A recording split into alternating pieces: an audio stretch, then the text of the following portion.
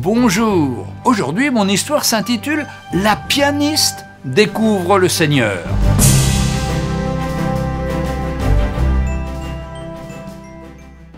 César Ballon, un prédicateur de l'Évangile, fut invité à une grande réception à Londres, au Royal Albert Hall, à Kensington, face à Hyde Park. Durant la soirée, une jeune femme y joua du piano tout en chantant admirablement bien. Le prédicateur attendit patiemment le moment propice pour s'approcher de la jeune femme et lui parler sans détour. « Madame, je vous félicite pour votre talent qui est très grand.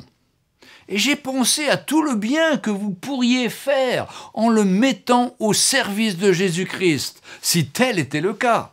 Mais aujourd'hui, il n'en reste pas moins que pour Dieu, vous resteriez une pécheresse qui a besoin du sang de Jésus-Christ pour être purifiée de tous vos péchés. » Se sentant insultée, la jeune femme répliqua sèchement en traitant le prédicateur d'insolent. S'éloignant de son interlocuteur à grands pas, elle rentra chez elle en colère.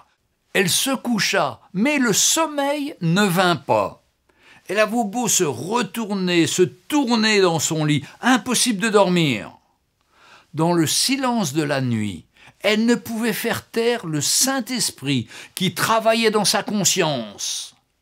Alors la jeune femme se leva, s'agenouilla devant son lit et adressa une prière à Dieu, lui demandant de se révéler à elle. Elle voulut retrouver le prédicateur pour s'excuser de son attitude.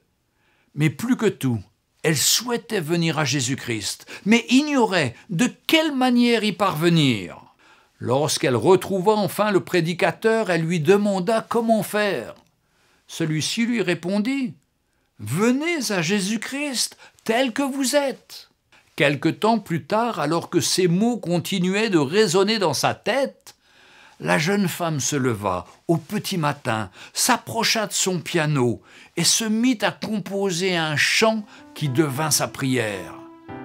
Dieu exauça cette prière et transforma la vie de cette jeune femme à travers le sang de Jésus-Christ. La jeune femme s'appelait Charlotte Elliott et son chant fut repris à travers le monde entier. Tel que je suis sans rien à moi, sinon ton sang versé pour moi et ta voix qui m'appelle à toi, agneau de Dieu.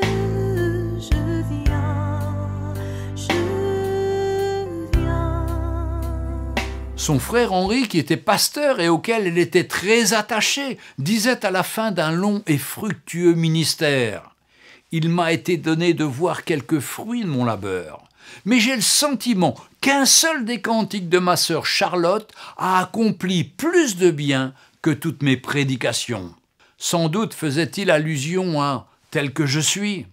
Un autre jour, un évangéliste parisien vit entrer chez lui un petit garçon qui tenait à la main le fragment déchiré et sali d'une page de livre. « Monsieur, dit-il, mon père vous fait demander si vous avez un autre papier pareil à celui-ci, mais tout propre. » L'évangéliste prit le papier et y déchiffra quelques mots de « tel que je suis, sans rien à moi ».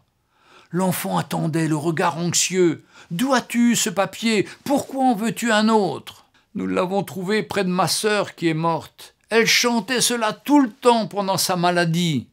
Mon père aimerait en avoir un autre pour le faire encadrer en souvenir d'elle. »